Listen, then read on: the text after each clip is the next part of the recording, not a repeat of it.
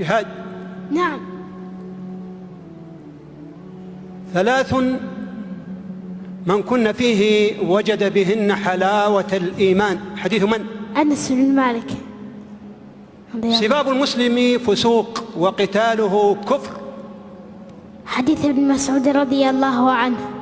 إن الله تابع الوحي على رسول الله صلى الله عليه وسلم، وكان أكثر ما كان الوحي يوم توفي رسول الله صلى الله عليه وسلم. حديث من؟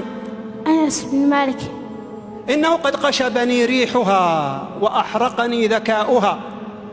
أبي هريرة. أكمل.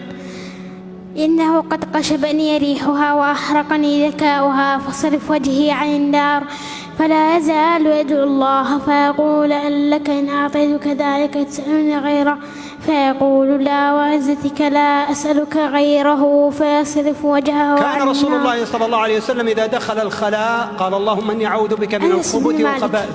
أنس بن مالك. يتعاقبون فيكم ملائكة بالليل والنهار، من أدرك ركعة من الصلاة فقد أدرك الصلاة. أبي هريرة. أو لكلكم ثوبان. أبي هريرة. أي مسجد وضع في الأرض أولا؟ أبي ذر. لقنوا موتاكم لا إله إلا الله. حديث من؟ أبي سعيد. عند من؟ عند مسلم.